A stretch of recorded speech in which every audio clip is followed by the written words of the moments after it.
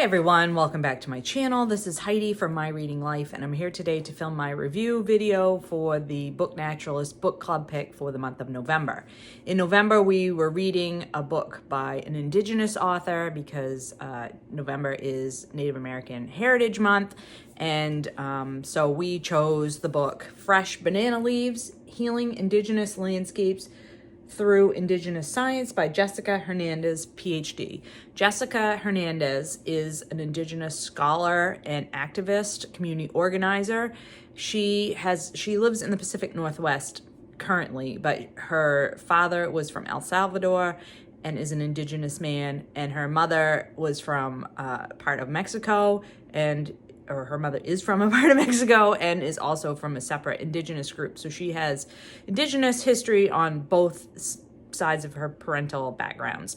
And she came to the United States to do her education, her college and postgraduate work. And she currently is doing this community organizing around Indigenous science and Indigenous knowledge. And she has written this book.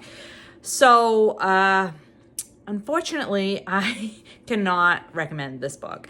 I think this is the first time since Doris and I started the Book Naturalist book group that I really hesitated on how to talk about a book, how to review a book, because this book really did not work for me. The problem for me with this book was that it needed editing. It needed serious editing. The writing is not good in this book. So the ideas that Jessica Hernandez is trying to talk about, the importance of Indigenous knowledge, the ways that Indigenous peoples have adapted to the changes in their landscapes, all excellent things that we, particularly white Americans, should know and understand.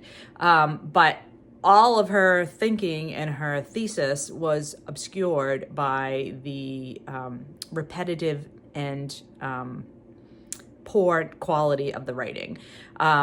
For example, one thing that happens a lot throughout the book is repetition of words within an individual sentence. One thing I cannot stand in writing is when an author uses the same word multiple times in a single sentence. Like, that to me is just lazy writing. There's plenty of words that can be used to describe something or qualify something or whatever. And if you're just using the same word over and over again in the same sentence, you need to rewrite that sentence. And that happens throughout this book. It just is very, very distracting. It pulls you out of the writing.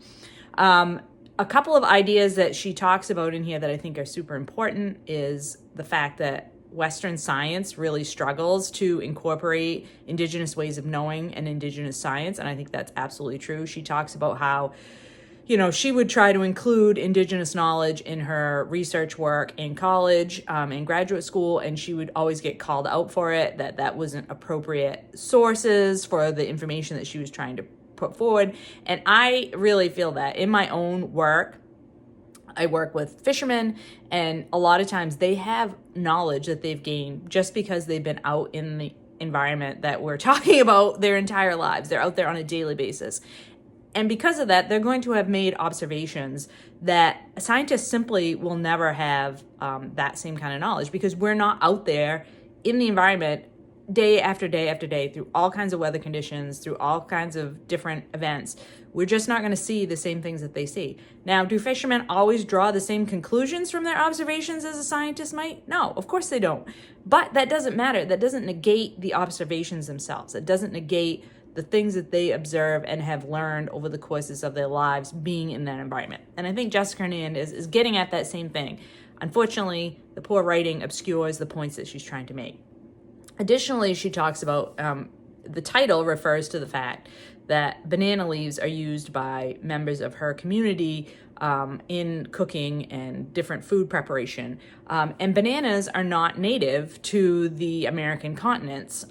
They were brought to the American continents, North America and South America, Central America, by people that came from other places in the world. And they have really thrived in Central America particularly. And the indigenous groups that are from Central America have learned to use bananas in a way that's very central to their lifestyles. And she talks about this as a way of how indigenous people have learned to thrive despite the changes that have happened over time with the onslaught of colonialism and introduction of diseases and like all of these things that have happened since colonialism. Indigenous people are still here. Like those communities still exist. And the banana sort of exemplifies to her that similar way of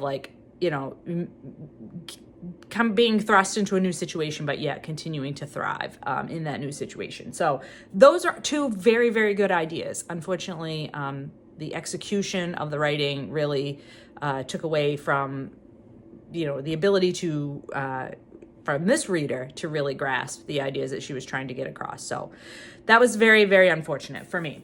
So in December, there used to be an event called Cloak and Dagger Christmas, where people would read mysteries during the month of December. And Doris and I still like to include some suspenseful type writing in the month of December. So for December, the book club pick is A History of Wild Places by Shea Ernshaw, which is a suspense novel. It's fiction. And it is about, it sort of takes place, I think, there's an event that happens and then we go forward in time and something happens and we have to figure out what happened during this historical event. And the historical event is that a man is asked to try to find a missing woman. He goes to this place where there's sort of this commune type situation, and he disappears as well. And then years later, information comes to light, and people are trying to figure out where these missing folks went to, what's going on with this commune that's off in the wilderness. And, there's it feels sketchy around this commune. Let me see.